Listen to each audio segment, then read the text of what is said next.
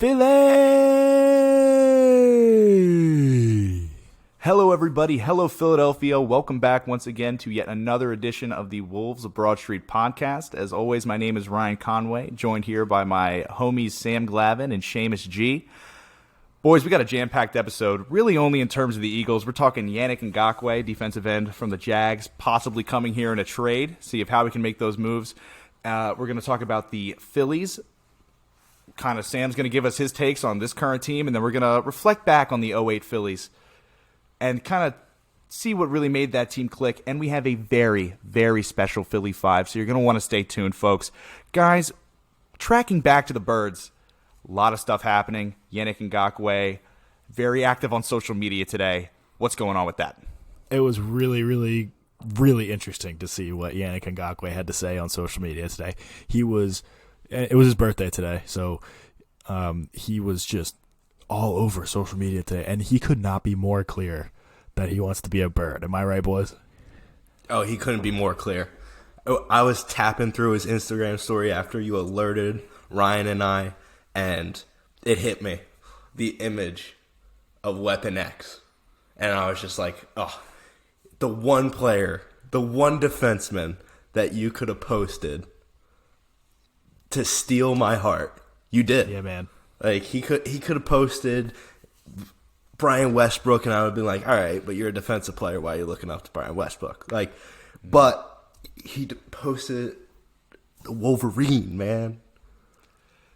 Of course, the photo of Brian Dawkins really, it startled me almost. You saw my face. We were on FaceTime when I was clicking through it, and my jaw You saw my dropped. face. Yeah, our jaws dropped. We went insane.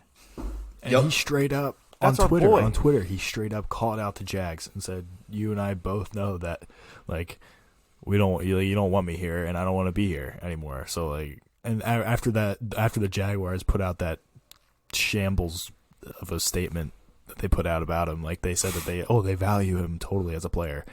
Clearly not. Like, if he wants out, if he wants out that Where's bad, his money like, at?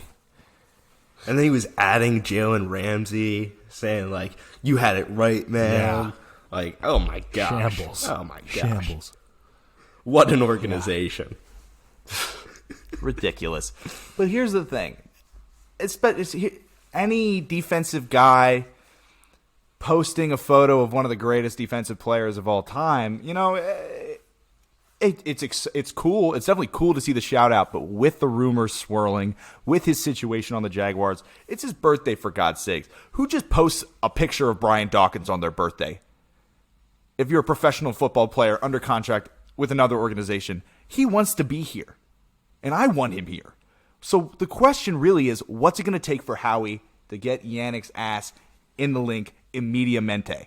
What's the deal? What's it going to take? It's going to take a first.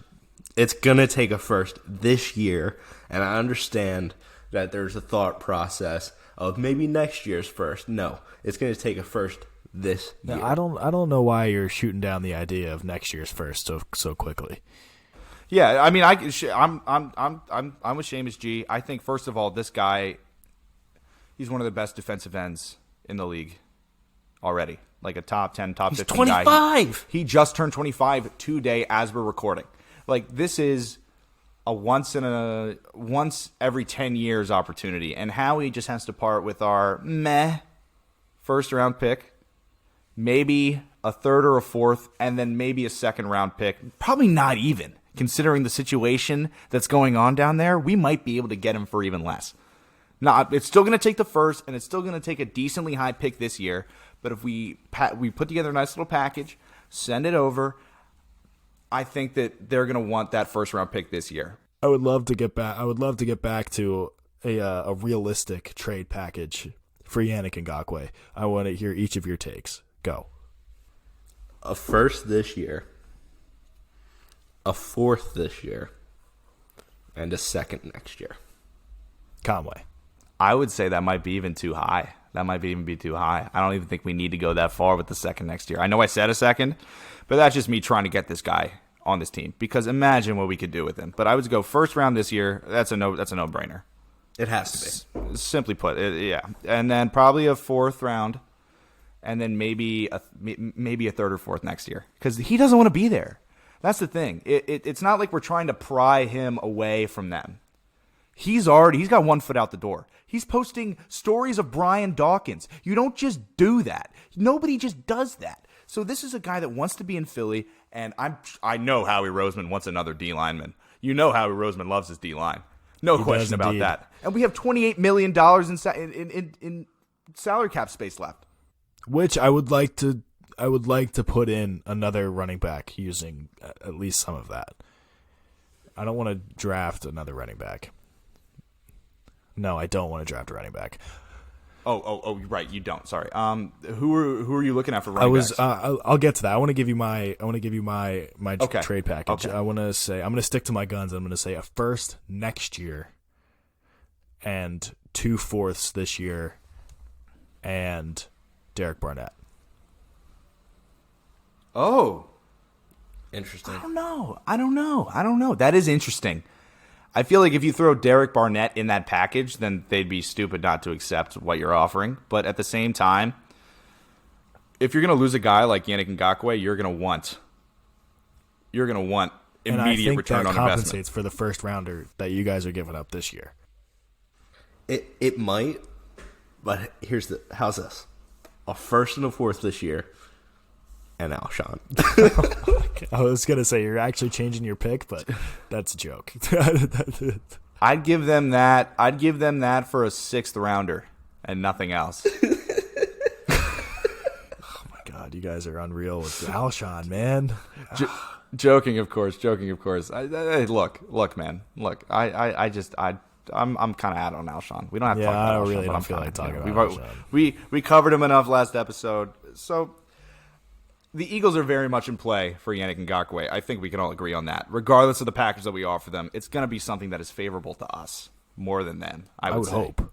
But don't you think that the Jaguars know that he wants to go to the Eagles, so they would either not trade him to the Eagles despite Ngakoue, or they would make us pay more than they would another team, knowing that the city wants him, that Howie wants him. Like, they can take advantage of Howie in this situation, I think. If that's what here's the thing. The Jags are going to sell to the highest bidder.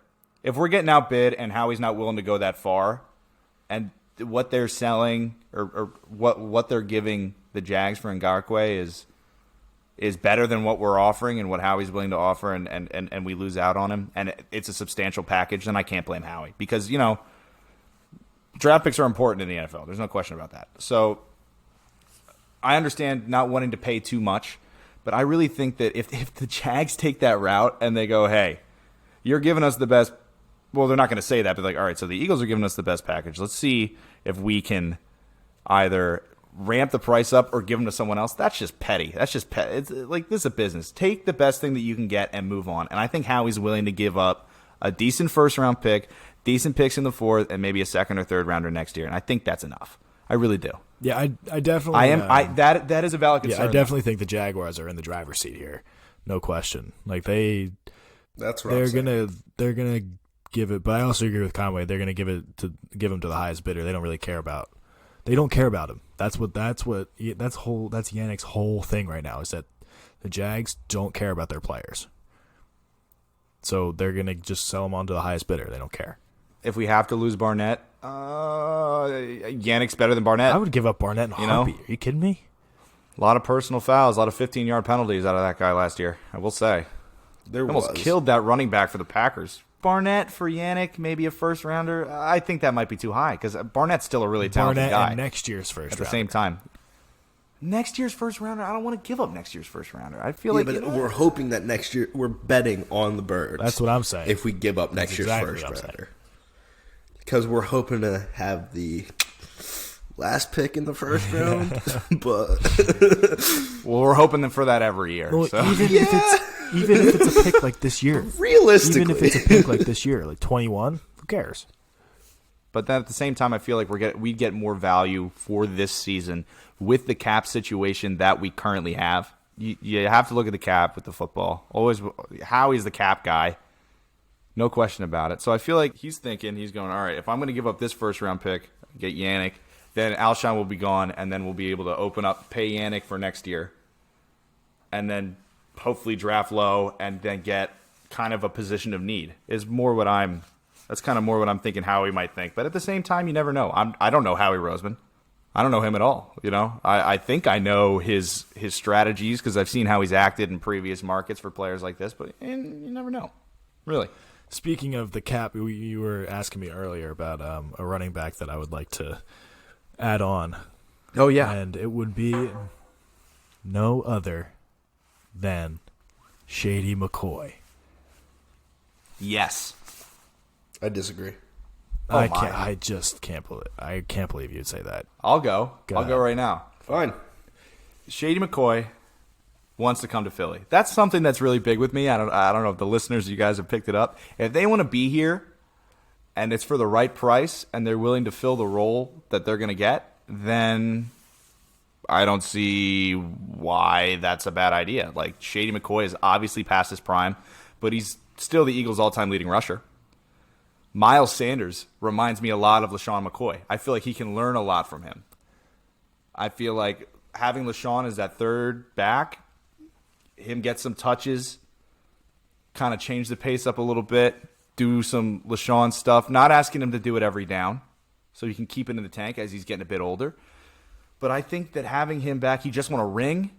Like, maybe he wants to come home, win a ring in Philly. Why the hell not? I just don't see how That's you can exactly disagree. what I'm saying. I mean, I think that. So, my thing is, don't even get me started, big guy. All right.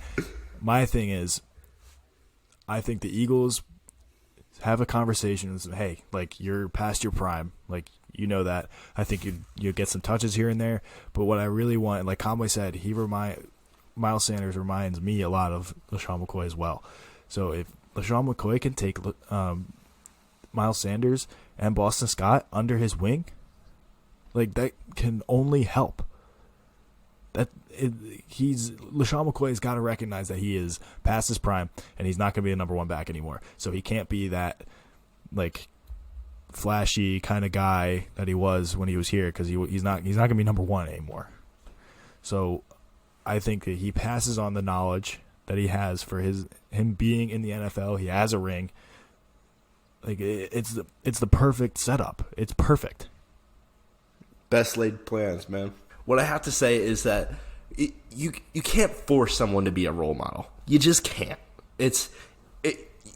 Just because somebody was good in their past doesn't mean that they could coach people in the future. That's just not how it's just not how it works, okay? And, like, I understand you'll come at me with, like, the whole, oh, it sounds like you haven't even been on a team before. No, I have been on a team before, and the best player isn't always the best role model, okay? It's about somebody who can actually guide people, and I don't think LaShawn McCoy's the person to do that. And I understand that you want him to be this third person in the rotation where he doesn't get the most amount of touches and all this other bull.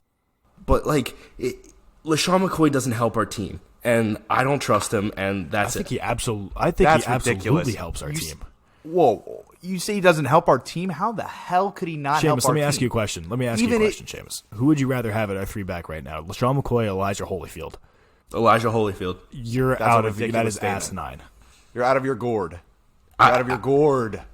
I care more about the locker room than I do about the players on the field, especially when it comes to the third running back. I just don't like. Is there any documentation of LaShawn McCoy being a locker room disruption while he was here or while he was in Kansas City or Buffalo? No. Seamus G, if you give me the whole he was cut by Chip Kelly because of his antics and stuff, I'm gonna slap you. No, that's not what I'm saying. It's not about his antics or anything like that. It's about what he's allegedly done out of the locker room. Makes me not trust him in the locker room. Because if he can't make good decisions outside the locker room, why would I think he's going to make a good decision? There is no way that he is the same LaShawn McCoy that he was when he was young. There's no way. He's old now. Like, he's not. Like, there's a point in time in the league where players come to realize, all right, I'm on my decline. You know, like, there's no way that he's the flashy, shady McCoy that he was back then. There's no way he has that mindset anymore. especially after being on that Kansas City Chiefs team. It's not like he was ever clamoring for touches. I never heard him. He was on. I never heard any reports about him wanting more touches. He's behind 2 other guys on the depth chart there, and they won a Super Bowl. He didn't tear that roster down. He didn't break that locker room up in any way. He knows this. Plus, he already knows our system pretty much because he worked under Andy Reid here in Philly, went to Buffalo, tore up in Buffalo. Then he went to Kansas City again. Or he went to Kansas City to work with Andy Reid again, and was a model citizen, in my opinion. Which LaShawn McCoy. Which family tree is Doug Peterson under in terms of coaching? Andy Reid. He has a familiarity with the system already. I just don't see how something that he may or may not have done in the past is going to affect that. The Eagles were great with Michael Vick. That motherfucker went to jail. He did time for a legitimate crime it was proven that he committed, and he came back from that, rehabilitated, and was a great guy and is a great guy. LaShawn McCoy has not even sniffed that, has not even been remotely close to that level of controversy at any point in his career.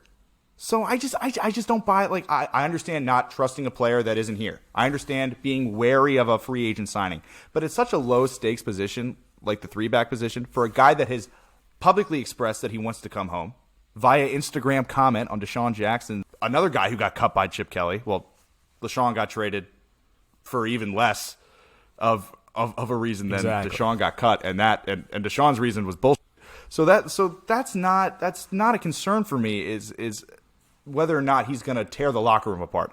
Now, if you want to talk about maybe he's not going to be the best guy to guide a young running back, that's a conversation that they have before he puts, ink to paper. You know what I mean? That is my big point. Which is what I said. That is my big point.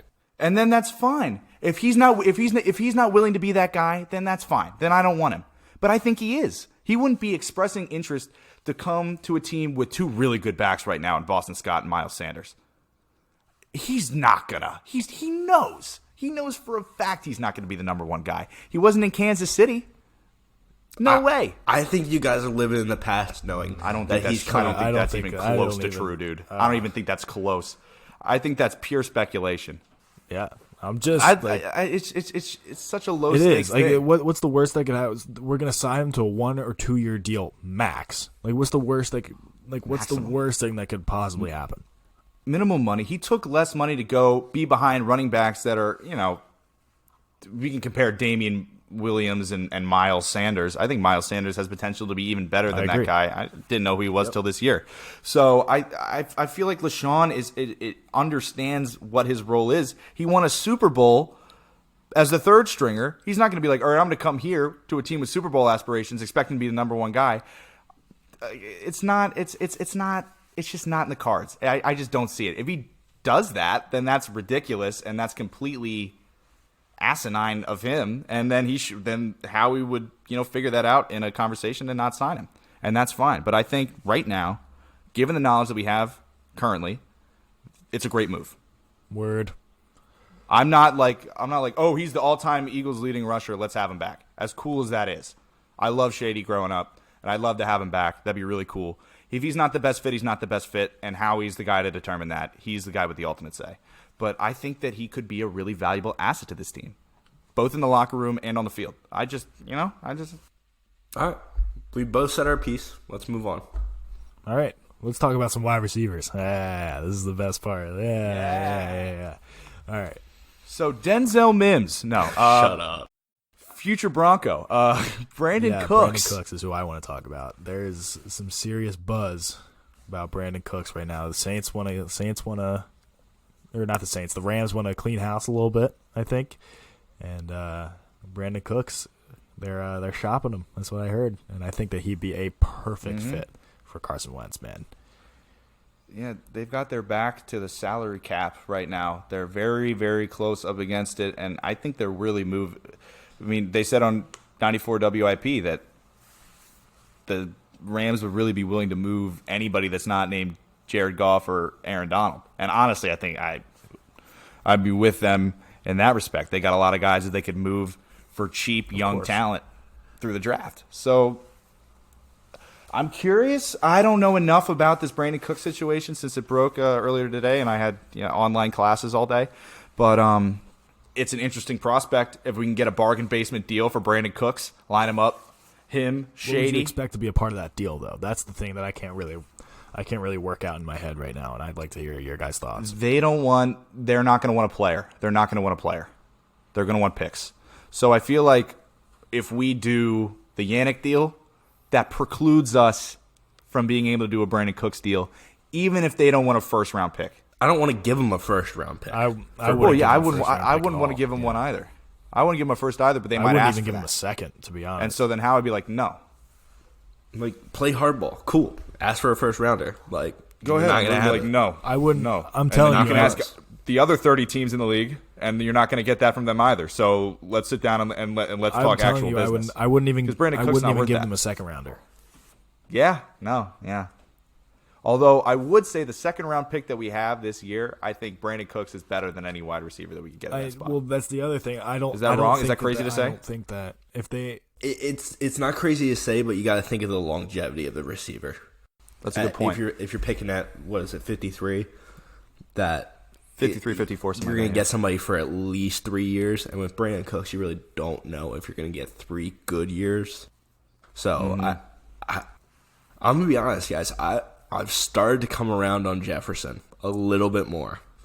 I kind of stopped thinking about it because I'm totally on the Yannick train, and I totally am as well. As much as I would like to see them trade the next year's first rounder, I don't know that that's gonna happen. So I'm totally fine with giving up this year's first rounder as well as. Or as much as I would like to give up next year's, like it doesn't really matter to me. I just think the next year's would be just like a slightly better. But I think that the wide receiver position, as far in terms of the draft in the first round, has kind of like fallen off my radar ever since all this Yannick news broke out. That's fair. I'm just thinking of situation where we don't get Yannick and we basically have to draft a receiver in the first round. Oh, no question. Yeah. I have to fall in love with one receiver, and if it's not Ruggs, then... yeah, that would be nice. It would be nice. That was beautiful before the combine. Oh, it was before the combine. Oh, Ruggs just seemed like he would just be right there for us. Nope. He'd be right there for us. The little girl wrote the letter to Howie and everything. Oh. It's a heartbreaker. It would have been beautiful. It would have been beautiful, but it doesn't look like it's going to happen. It looks like the best receiver available will be Jefferson. I don't hate Jefferson. I like Jefferson, man. Watching more film on him, I don't hate him either. Yeah. I still like T. Higgins better. But I don't know about that. I like Jefferson better. Well, at the pick, it makes more sense to get Jefferson, but I would rather. I think T is a better fit for our offense, but Jefferson could play a better part this year. The thing I don't like about T is that I feel like he'd be like a worse version of like Dallas Goedert. Like that's the kind of way I see him. I don't really know why, but I think that he's big, right? Like he's a big dude. He's big, but like he's big in height. He's not filled out in anything. Yeah, he's not. I feel, maybe I'm thinking big. of somebody else. Nah. Could be thinking of Denzel Mims, but anyway, I have to. Stop it with the Mims. I literally cannot. I cannot stop. I want him so badly, and it will never happen. He was right about one thing, and now he's yeah. I've been right about like 2 other things. But yeah, really, I want the best. Brandon Cooks is an exciting prospect. Possibly to get it at a really low price, and if we can do that and still get a young receiver to grow with Carson, because Carson he's technically a young guy, but he's not really a young quarterback anymore. He is a veteran quarterback in the NFL now, and I think he's proven himself to be a really good talent. I think we need to surround him with guys that can grow with him and build chemistry with him. I think that's really important. having that chemistry with your quarterback, having a guy in the first round under contract for, is it 4 or 5 years? Probably 4 or 5 years. I think there's a team option with the fifth year. So having a guy that we have on a cheap deal to work with Carson for those 4 years, Carson will be not even 30 yet, or maybe exactly 30 after those 4 years are up. That's it. That is an exciting prospect to me, to have a rookie receiver with legitimate first-round talent to pair with him and that can grow and learn from Carson at the NFL level. I can agree with that. I mean, there's no question. The draft is important for a reason. I mean, it's because guys want rookies that can just develop into their system. It's as simple as that. They can work around their players. That's the whole reason we have the draft. You do have to think about it though. The first round, you want to slot somebody in right now. That's the first rounder. The first rounder and maybe the second rounder is let's put them in. They're in this team. We're looking for them to produce right now. Those the third, fourth, fifth, sixth, that's kind of the development guys. You usually don't see a third or fourth rounder in the starting rotation the first year. What I will say, you can only have so many receivers on a staff, guys. We're going to keep JJ. We're going to keep Alshon, unfortunately. We're going to keep Deshaun. And you can't sign Brandon Cooks and then also get a receiver and expect all of those mouths to be fed. Don't got to feed all the mouths. The cream rises to the top. It's true. Having that many guys creates competition in camp. We'll see who comes out the victor. If Justin Jefferson, say we take him at 21, he comes in, he blows JJ out of the water. Sorry, JJ. You got brother. That's it for you. Alshon, if you're not coming to camp ready to work, don't care how much you're making, your ass is going to ride the bench until you straighten the F out. You know what I mean? Yeah, I totally agree. So I at the same time, Seamus G, I totally understand that bringing in that many receivers might be a bit much, might be a little bit aggressive, might not send the right message to the receivers that we have on staff right now.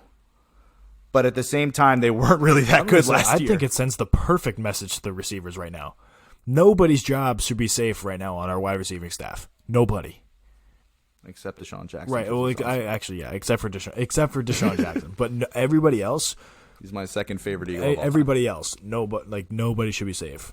Nobody. Mm-hmm. I have to agree. Yeah, you got to light a fire under their ass somehow. And what better way? Bring in Justin Jefferson or T. Higgins in the first or second round. Bring in Brandon Cooks, a guy that's been to a Super Bowl, a guy that was drafted in the first round and then traded for a first-round pick. And then, you know what? He got traded for a first-round pick again. The dude's been valued as a first-rounder thrice in his career. That just doesn't happen.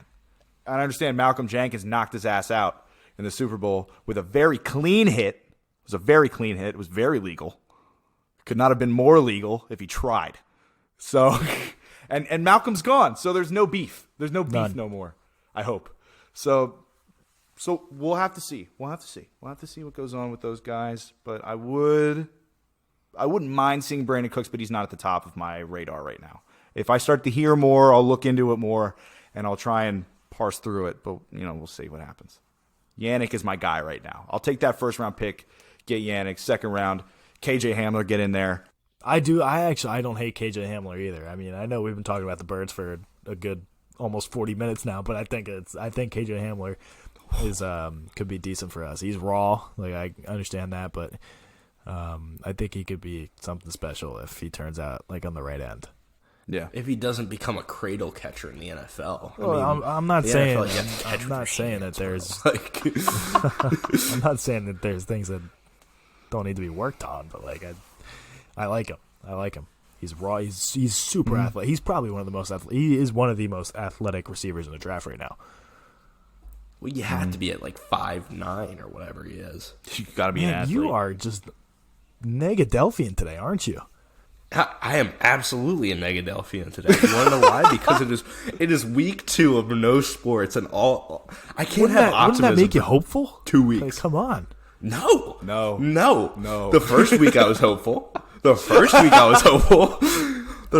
all these possibilities. Man. Everything's to go well. Now we're looking at April 10th. All right. I think it's time. I think it's time we move on from the birds. Yeah, but it was a good, friendly, heated. Any adjective that you can use to describe a conversation, I think, it can apply to some stage of that Eagles segment. So we can move right along. Witch hunt. We touched it. We touched all the different levels. We did. From animosity to complete agreement. Instead of just me and Sam yelling about Brett Brown for 15 minutes. It's nice to get some varied opinions on things.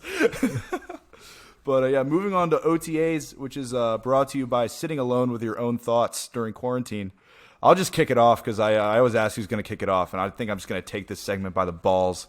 Someone sent this in. The Tiger King documentary that is sweeping the nation is not that hot. It is not that good of a documentary series. I don't know how I feel about it. How do you guys feel? I mean, I just haven't had the desire to watch it. I mean, like, it's one of those things where I'm just like, I really just don't want to watch this. Like, it wouldn't entertain me, I don't think. But it's all anybody can talk about on sports radio for some reason. Like, it's unreal. Yeah, murder mysteries, like, just they just don't do it for me. Like, I don't want to know everything that's gone through a serial killer's head or whatever.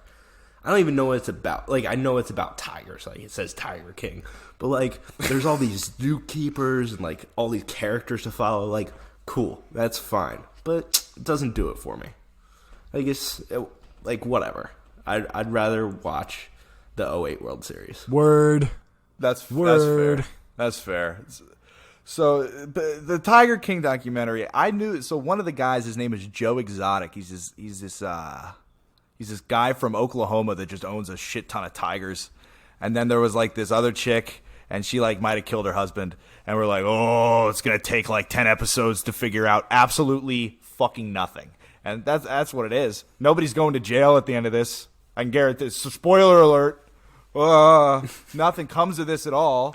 It's just Joe Exotic petting a tiger for 10 episodes, talking about this crazy Carol Baskin, who may or may not have killed her husband, which she definitely did. She's just I see it in her eyes from the previews. I just know she killed this guy. She put him in a meat grinder, fed him to the tigers. No questions asked. So we're going to move on to the next OTA. Seamus G. Sam, who wants to take it? I'll take it. Doug Peterson would get fired after an 8-8 season.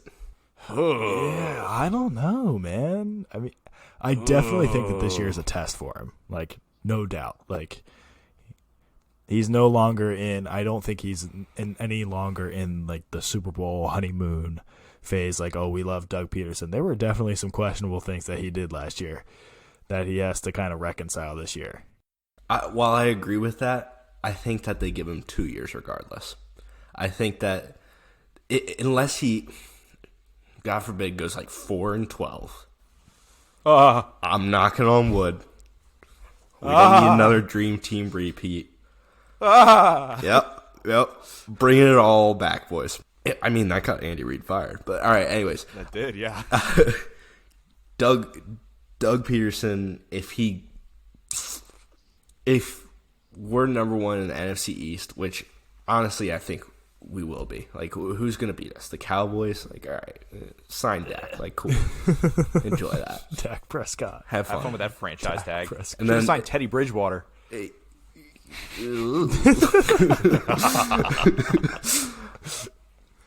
you know what? Like, the Giants are starting to scare me, but not this year. Yeah, definitely not this year. Yeah, we have to play them twice. They're a little bit, in my opinion, a little level above a trap game. So, as long as we beat the Giants twice, we're going to beat the Redskins twice. That's just, I'll knock on wood for that too.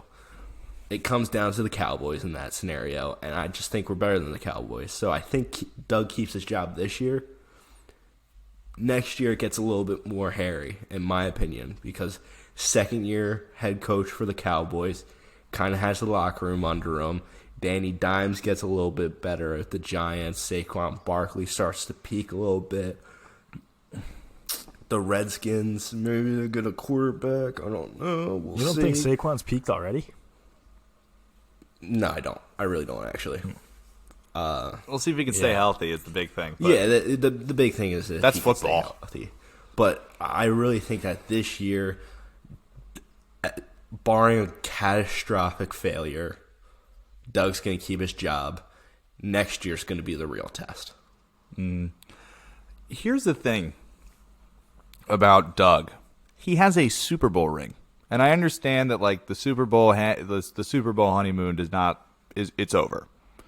But at the same time, you look at a guy like Mike Tomlin. He hasn't won a Super Bowl since I don't know, Since a while ago. Since Ward? Yeah. Since like Heinz Ward was in the league. He was yeah, on Dancing with the 2010 Stars or something like that. I don't remember. Yeah, they played the Yeah. Cardinals. 2008. That's right. Yeah. 2008, 2009, something like that. Because I remember because the Eagles played the Cardinals in the NFC Championship game. But Heartbreaker. he's still there. Now I understand he's had continued success in winning his division. But I think if he goes 8-8 this year, Doug that is, if Doug goes 8-8 this year, you can't fire Doug. He won a Super Bowl. How many coaches can say they won a Super Bowl? Fewer coaches have won a Super Bowl than there have been Super Bowls. If that makes any sense. So to be a Super Bowl winning quarterback, yeah, okay. Winning a Super Bowl is huge. That is like the pinnacle of American sports. The Super Bowl? Holy cow.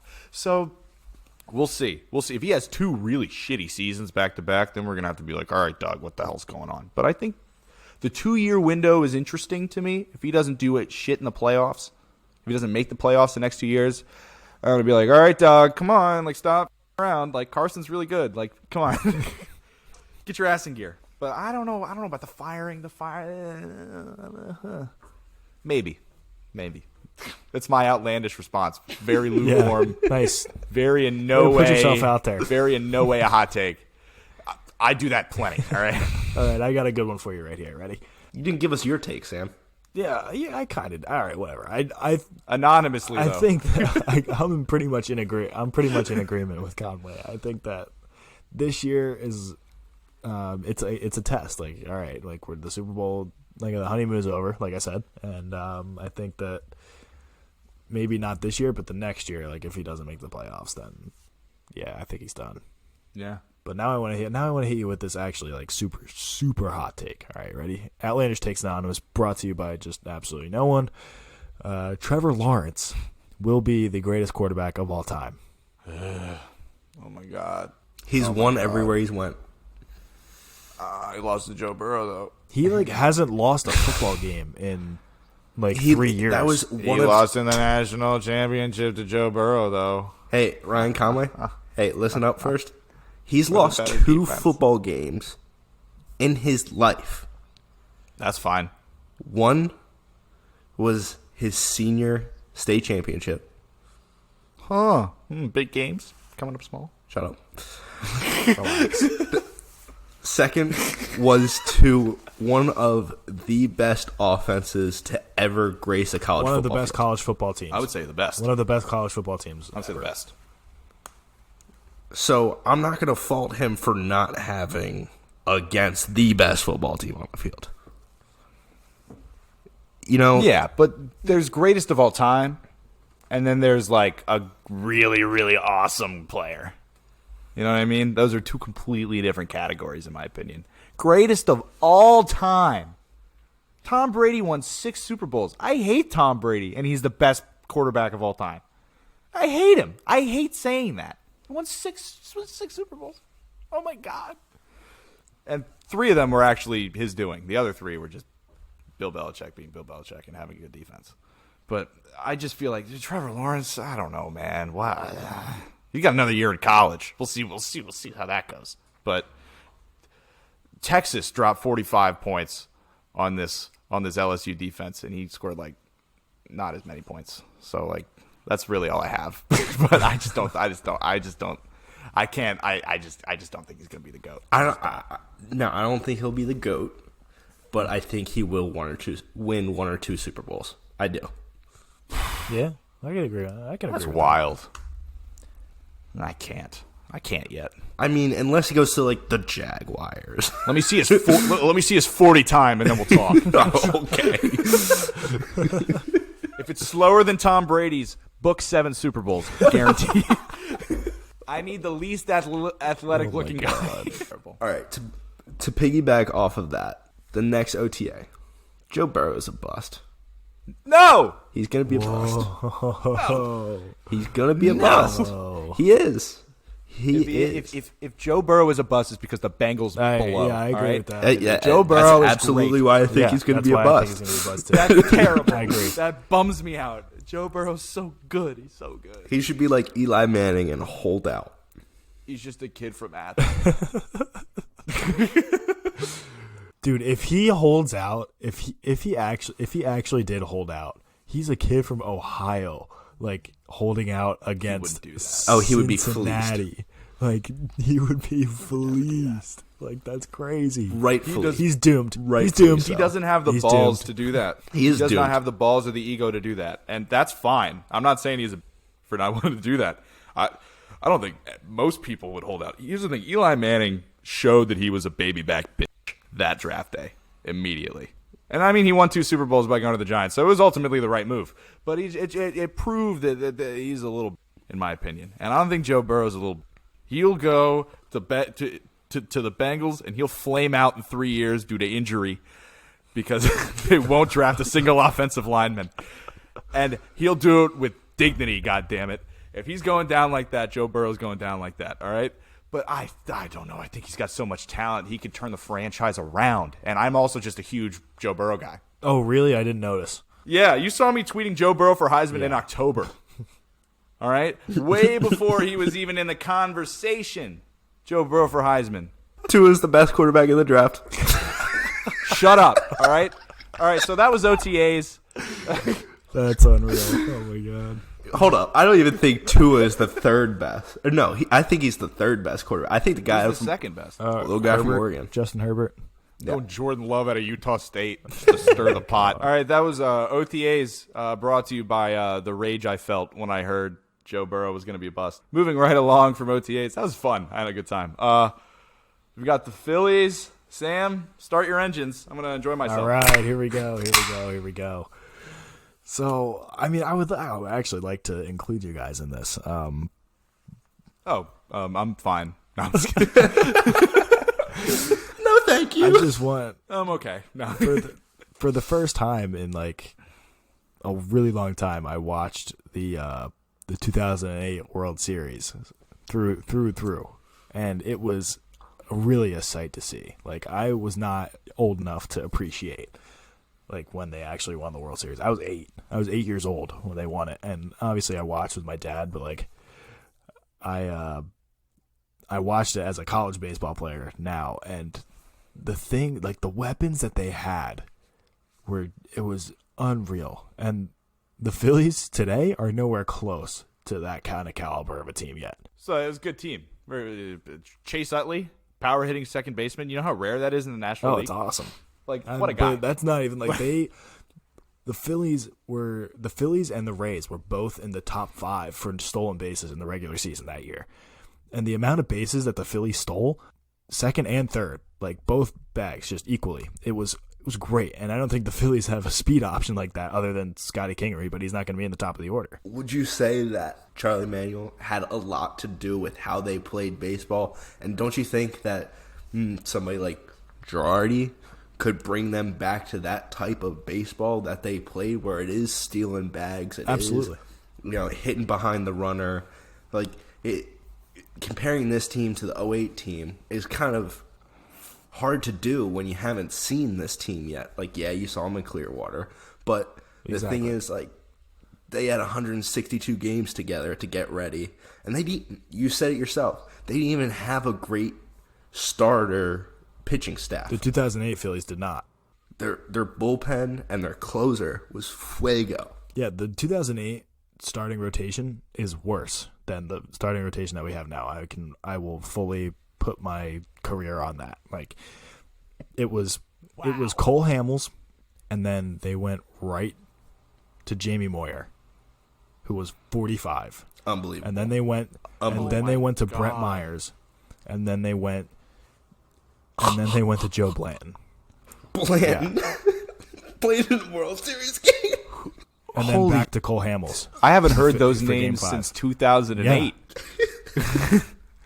We have three. That's Our wild. top 3 starters right now are better than the 2008 World Series right now.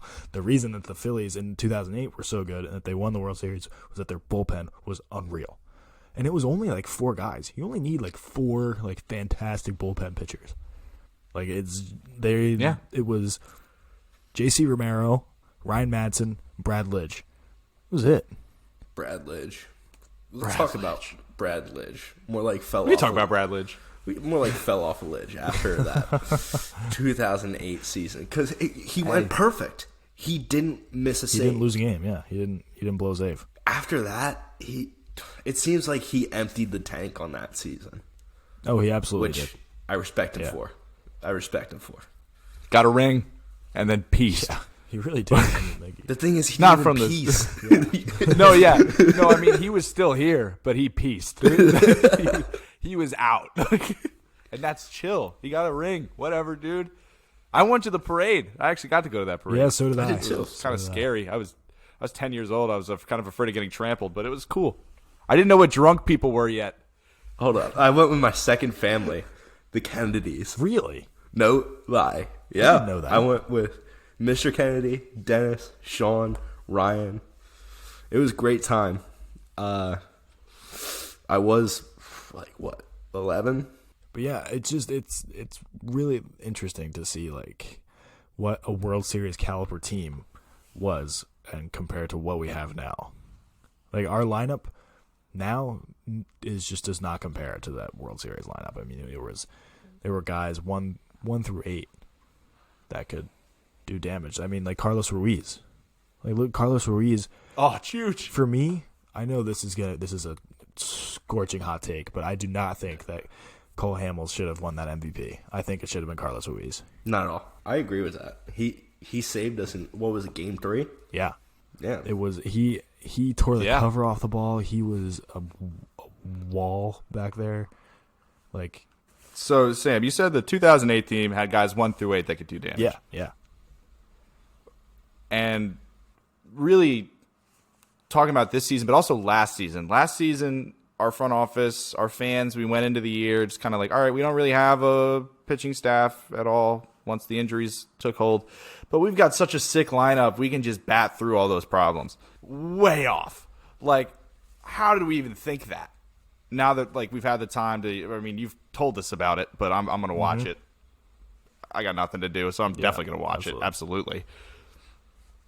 But I just think that's kind of funny, right? I mean, it's sad it's definitely, and frustrating, but it's kind of funny how we. Interesting. I mean, like the starting rotation was not nearly like as good, like back then as it is now. Like it's just our bullpen now that blows, like really bad, and it's what saved us back then, because we had a sick lineup 1 through 8, and we have a sick lineup like this year, even though it's not as good as 2008, but like. Yeah, now looking back, watching that World Series, I could see where the front office was coming from, if that makes any sense. I mean, I don't know that you'll agree with me on that, but like I know what I get that. Like you go, okay, this worked in '08, Yeah. except we don't have a bullpen. But I'm Matt Klentak. I'm just gonna ignore that. I hate that name too. Yeah, Matt Klentak, just sucks. ugly. Ugh. But he's ugly inside. He's ugly, but analytics. But that's the thing. That's the thing. Baseball, you know, it's moving forward. It's kind of a different game now than it was then. Is that a crazy statement to make? No, it's not. Slightly.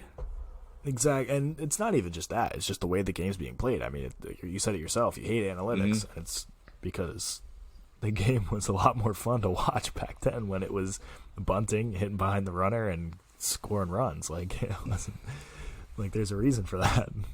There's a reason baseball was my favorite sport at one Yeah. point. I loved baseball. That was a sport, like, coming up. Like, I mean, I know everybody did T-ball, but, like, I went to Phillies baseball camp. You That went was to Phillies awesome. baseball camp? I didn't So know much that. fun. And then, as a Ute, That's cool. I actually pitched a save. Wow. Fun fact. Wow. Got some Brad Lidge comments from my coach, some random college kid. But he was like, "Hey, look like Brad Lidge out there," and I was like, "This is cool. It's 2009, before he started sucking. Awesome. I'm a child. This is cool. All right." An older Hell person yeah. validated me. I'm with it. And then I got like a little pin. I put it in my hat and I wore it all the time. That's so funny. But now and then I realized I sucked at baseball. But but what can you do, right? Golf. It just called me. But back to baseball. This season, not going to happen, right? Can we agree on that? I don't want to say it. I don't want to Especially say it, that- man. I can't. Did you guys hear what Toronto did? Yeah. You guys hear what Toronto did? Yeah. 3-month ban on all that stuff. I'm not 3-month in. ban on all public events. Home of the Blue Jays. So that kind of screws. I know. I'm getting back into baseball. I'm getting back into it. I felt like last summer I was really learning the game again, especially doing the pod with you, Sam. Like just kind of being able to have a baseball guy to like talk at me and like teach me things. Like really, like I was watching games at work on my phone when I definitely wasn't supposed to, and it was so much fun. Even though I hated even though the Phillies sucked, even though they sucked so hard. I have Was it one, 81 I have one and last 81? debate for you guys, though. One last Phillies, like, kind of links to '08. Do you think Ryan Howard is underrated in Philly history? Oh yeah. I don't know. Here's the thing. I don't know. Here's what screwed Ryan Howard. He got signed to that big deal, and then he blew his Achilles running the first base. Yeah. I remember that. That was like the part of the deal, and then that was like the fall of Phillies baseball. We won the World Series, and we lost in the World Series, and then we just proceeded to lose in every round of the playoffs, and then we just ceased relevancy until. I think people Still rag, now. I think people rag on Howard way too much. I mean, like, That's more what I'm saying in terms of underrated. I think yeah, that- I not so don't- much underrated. But if you look at, like, what he's done Oh my for the God, Phillies he did organization since when he So started. much. So much. So, the big piece, man. The big... That's he a was- sick. it's an, That's it's sick. an unreal It's a sick nickname. He was also on The Office. Can we, like... He was just on The Office. He was also in an episode of It's Always Sunny in Philadelphia along Yes, with Chase Utley. he was. Yeah. The big Yeah, effing man. piece. Yeah, man. But I think Ryan Howard is. I think he was definitely underappreciated when he was on his decline. Oh my God, people hated him. 100%. People hated him. They turned on him my like gosh, that. It was In an unreal. instant. I would like to Truly say an that I instant. was one of the faithful. I loved Ryan Howard. All through Little League, it was just man. I imitated Ryan Howard's batting stance in Little League. That's what I did. That's sick. You know how he held the bat up. Oh, yeah. Towards Towards the the- sky, man. yeah. Come on. Trust And then me, he I would know. Just tap the bat on his shoulder as he was waiting for the pitch. I did that. That's what I used to do in Little League. Joe Pop probably hated that. Yeah, Dad wasn't a big fan. He's keep the bats, keep the bat still. Who do you think who do you think you are? Yeah. What are you doing? Well, whatever. You know, we have fun. At least we have fun. You know what would have made Ryan Howard more appreciated? If he logged on to wideplankfloorsupply.com and got a quote and a recommendation for a contractor. Yeah, I think that absolutely. definitely Right. would have. Definitely in those declining years, if he was able to kind of, maybe remodel, Yeah, you could just use that follow big in the contract steps money. of Brent Selleck. You know what I'm saying?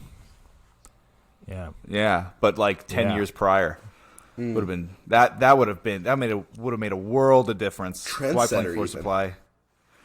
WidePlankFloorSupply.com. Speaking of Wide Plank Floor Supply, they're actually the sponsor of our next segment. One of my personal favorites, the Doghouse, of course, brought to you by Wide Plank Floor Supply. Log on there, get a quote. Ryan Howard missed that opportunity. Don't let that be you. All right. Brent Selleck figured it out. He won a ring. Took that bonus money. What'd he do? Bought a new house. Got those floors set up real nice. Sam can attest. Sam knows what I'm talking about. Damn effing right you did. So speaking of the Doghouse, that's what's up next. Because, that's how we structure the episode. We have the script. I have the script right in front of me. But so who's finna I think kick us James off? G should. I want to go last. Yeah, I'll kick it off. I'm putting my school in the doghouse. St. Joe's University. Come on, man. They're doing virtual graduation. Oof. Like, delay it. Yeah, Like, that's just what my delay school, it Dickinson College, is sent out a firm email saying that, hey, like, we're gonna have commencement, whether it's in June or whether it's in September. Like, we're having it, like, for the class of 2020. They're having a virtual graduation on the same day as the regular graduation. Like, you That's think booty. that grandparents are going to be able to log on? Like, what? You're just going to wipe your hands afterwards saying, yeah, sorry, you got your ceremony. Like, come on. It's Yeah, that's ridiculous. ridiculous, man. Think about how much money, how much work was put in to get those kids on that stage. Hopefully myself in a couple years. It's just hard. It's hard to think about that that's happening across the country, but I only know what's going on at my school, and that's why they're going in the doghouse for me. That's totally fair, man. Totally fair. Yeah.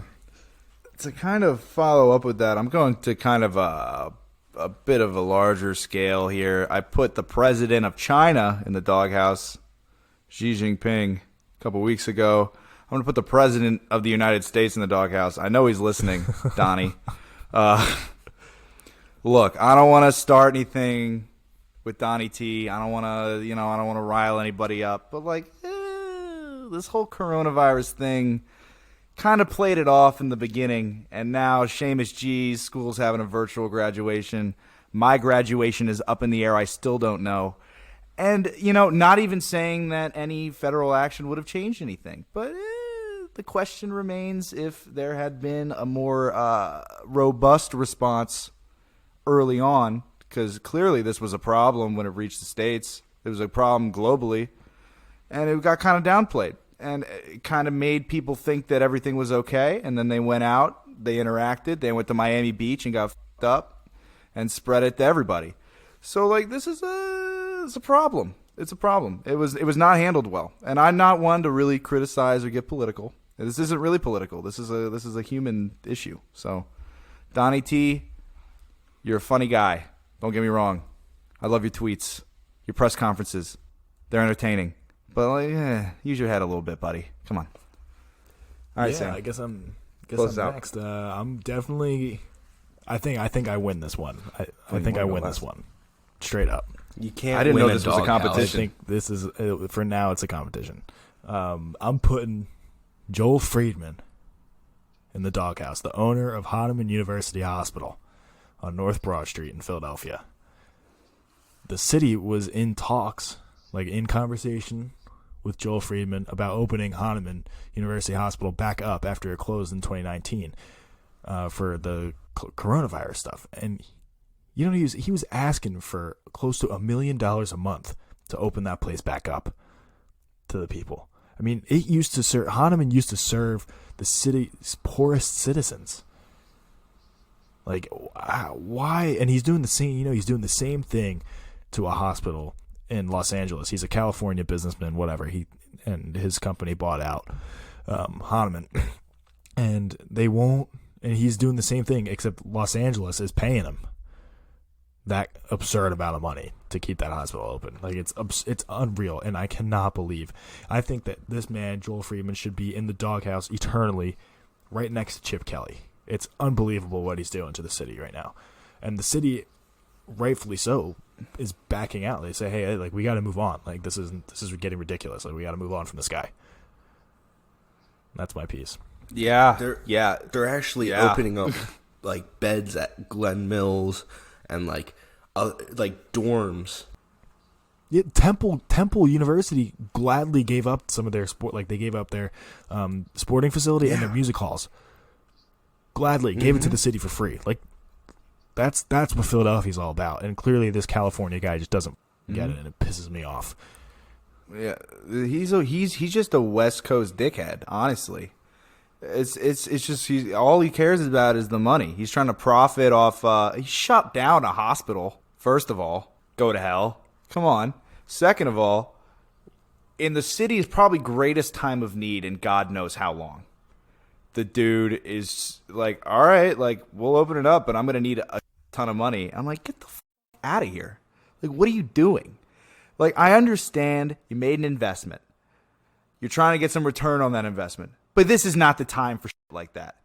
You open it up, maybe the government will take care of you later, maybe not. You go home feeling like a good guy. Your wife loves you a little bit more. Your kids respect you a little bit more. But with this bullshit, this guy can go to hell. I hope he gets coronavirus. You, he goes and I wouldn't right wish next that on to Chip anybody. Kelly in the doghouse for me, eternally. Yeah. Top All right. 10 shystiest people.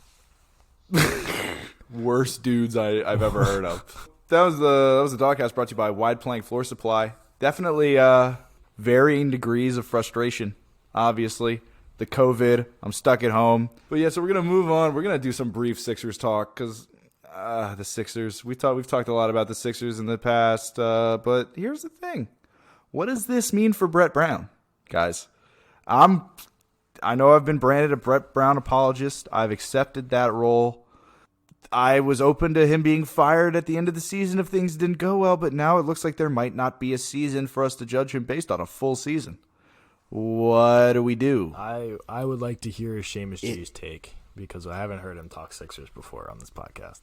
True. What I would say is that if a better opportunity presents itself with a better head coach, we should take it. Because I think we've reached the ceiling of what Brett Brown can do for this team. Now, he has a good floor, and I understand that Josh Harris would want a competitive team, but Philadelphia wants a winner. And I don't think that Brett Brown can give us a winning team. And you can blame Elton, and you can blame Josh Harris. But the guy who's working with the players that actually make the wins and losses, put the ball in the basket, is just as responsible for the team's success as Elton Brand, who puts those players on the floor. And I don't think that Brett Brown has done enough for the process, and I think that he should be fired. Will he be fired? No. I couldn't have said that better myself, man. That was great. Good for you, man. Yeah. Yeah, I'm in complete agreement with Seamus G. I would like to hear Conway fire back at us since he is the glorified Brett Brown apologist. Here's the thing about Brett Brown, guys, and how I'm feeling about this. I've had a lot of time to reflect. I've had a lot of time to think about this Sixers season, how disappointing it was. Probably the biggest disappointment in the NBA this season, I think, based on preseason expectations compared to what the team actually accomplished. And that's really not frustrating. Not just in Philly, but nationwide. But continue. No, I'm saying the NBA. The whole NBA. You take a look at how teams were projected to do at the beginning of the year. You take a look at how they've actually done. We were talking about Sixers as the number 1, number 2 seed. Maybe behind Milwaukee because it's just Giannis and a bunch of like the best role players in the league. So, and Chris Middleton's fine, I guess. But maybe we have reached the ceiling with Brett Brown. I've had too much time to think and talk myself out of keeping Brett Brown on another year. If Kenny Atkinson from the Nets, a guy that took a really middling Nets squad and turned them into a team that gave us trouble in the playoffs last year, and this team that he had, despite Kyrie and KD and their whole mess, still put out a pretty goddamn good team, even without D'Angelo Russell, even without Kyrie on the floor for most of the season. So if that guy wants to come to Philly and coach our squad, who am I to say no to that? You know? And I feel kind of sacrilegious saying this. Maybe it's the Coors Banquet talking, but I'm not out on Brett Brown. And I don't think they're going to fire him. I really don't, because you can't justify that publicly because there are a lot of Brett Brown supporters in this city. There's no doubt about that. It's probably split 50-50 down the middle, to be honest with you. It's just sad, man. We didn't get if we lost in the first round of the playoffs, I would have been like, all right, Brett, it's been fun. You lost a lot of games for us during the process. You're the man. Thanks for that. We got Ben Simmons and Joel Embiid out of it, and get out of here, capiche? Like that's it. But now we don't really have that opportunity to judge him based on a full season. I think it might be time to let Brett go, and Wow. I can't believe I'm saying that. It could be the quarantine talking. You can't see. It could be the quarantine talking. You can't see this, but my jaw's. I don't know because I've been going. I'm going absolutely nuts right now, being cooped up in my house. Here's the thing, also that Al Horford signing was ass. It wrecked this team. It did. It wrecked this year. So, Elton Brand, I get you were a big man. I get you like I get you like guys with length. I know you favor the defensive side of the ball, as does Brett Brown. Defense is important. Guys, long arms, big wingspans, 6'9" and above. That sounds great on paper. I was going nuts. It was like the Monstars, block out the sun lineup. We're still getting burned by two guards. Terry Rozier. Kemba Walker's, he's a point guard, but yeah, he's a ball-dominant guy anyway. He got buckets against us. But yeah, so Brett Brown, we'll see. We'll see what the ownership decides to do, what Elton Brand decides to do. I don't see Elton Brand firing Brett Brown, especially after this. I don't even know if he has the power to do that. But we're going to have to wait and see. I am more and more okay with Brett Brown leaving as I have more time to reflect on how frustrating this season was. And I want to blame everyone but Brett because of how much he's done for the team, how great he was at losing games when we need to lose games. But especially the road record was just so frustrating. That's really, and I'm just like, if you can't coach this team up on the road, like, stuff to think about. A lot of time to ponder with the quarantine. I think it's too much time. Too much time on my hands. Oh, absolutely. And I think I'm talking myself into something crazy, but I'll probably walk this back next week. I think you're talking yourself into some sanity, actually. Okay, Sam, we can have the same point, but we got there very different ways. Yeah. I got there through logic and reason and watching the games, and you got there by stopping watching them in December and just yelling about it until now. These are two very different things. Okay. All right. So, this. You see what the Sixers do to me? You see what they do? God damn it. I'm sorry, Sam. That was so mean. That was so rude. Our famed Philly Five. The Hallmark segment of the show. I just love the name. Seamus G, you're a genius. I appreciate that. This Philly Five is the top 5 numbers of all time. Just numbers. Not jersey numbers. Not jersey numbers. Just not ordinal numbers, cardinal numbers. Nope. Doesn't matter. It's a number. Not Roman numerals. Nothing like that. Nothing like that. That's bullshit. All right, who wants to kick it off? I'll kick it off. I got it. I don't. I got it. All right. In no particular order. 6, 24, 3, 11, 23. 23. That's interesting. Why are you just going off of LeBron and Mike? It's Michael Jordan. I mean, like, it's every basketball player wants to wear the number 23. Like, it's an iconic brand now. Like, but I'll go through. I'll break down my list. Number 6 is the number that I grew up wearing. Ryan Howard, my dad, like everything. I just love everything about the number 6. 24. I mean, 24 is a great number for baseball. I mean, it's Miguel Cabrera and stuff, and obviously Kobe Bryant in basketball. Number 3. I kind of just like number 3. Like, I don't. It's the Trinity. Like God, Jesus, the Holy Spirit. You know what I'm saying? Heard you. And number 11, it's got to be Carson Wentz. And I love that in baseball when somebody's number 11, you say like, "Hey, sticks," because it's like 2 sticks. I like that. So nice. That's nice. The breakdown of my list. This has been my favorite Philly 5 so far. All right, I'll go next. Seamus G's list, aka me.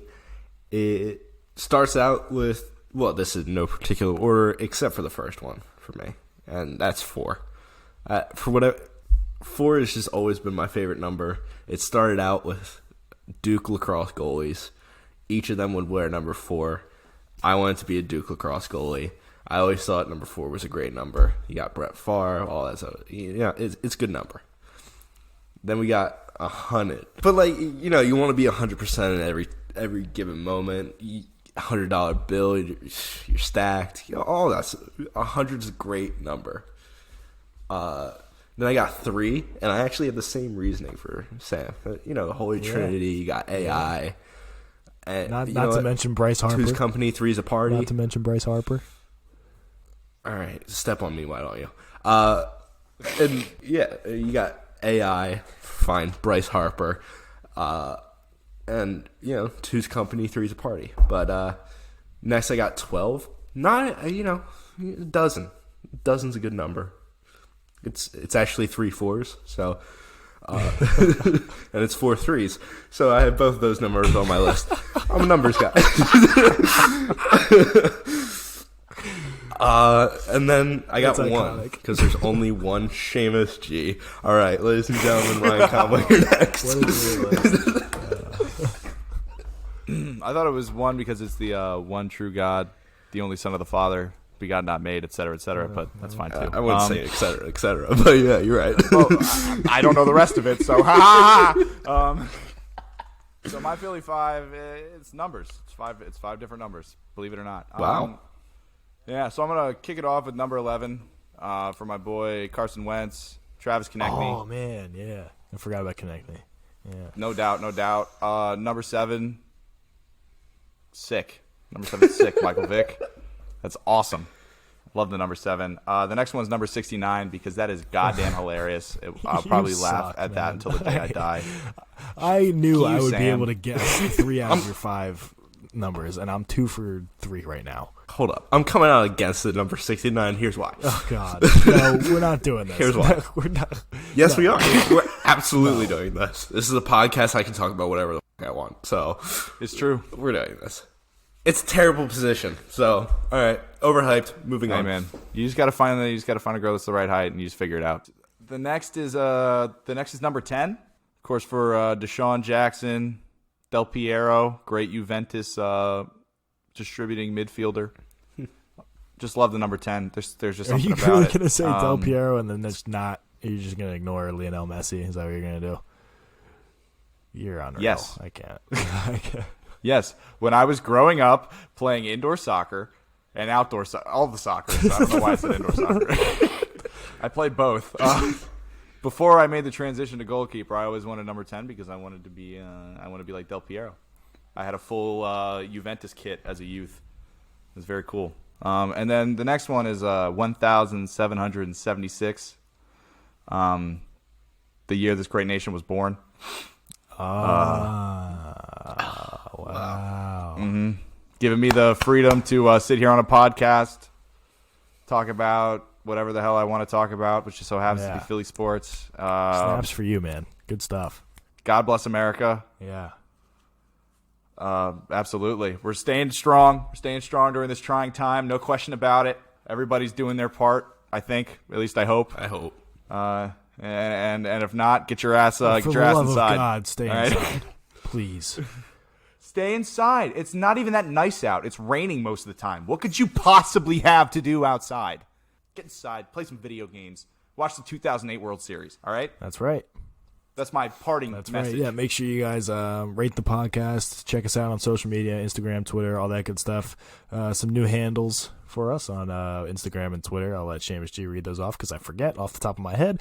And make sure you rate the podcast. Yeah.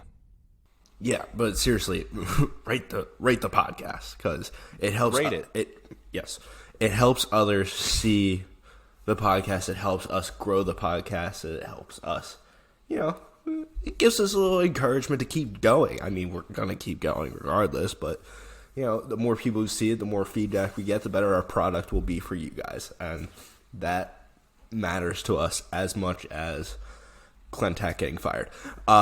And the new handles are Wolves Abroad ST on Instagram for street, obviously, and on Twitter it's Wolves Broad ST for, like I said, Twitter. So send us your OTAs, your Outliers Takes Anonymous. Send us whatever you want about Philly sports. I mean, if you send it to us, we'll talk it out. We want to get fans involved, and we want to get fans involved. All right. Yeah. Just love having the boys here during this quarantine, but we're done now. Seamus G closes down.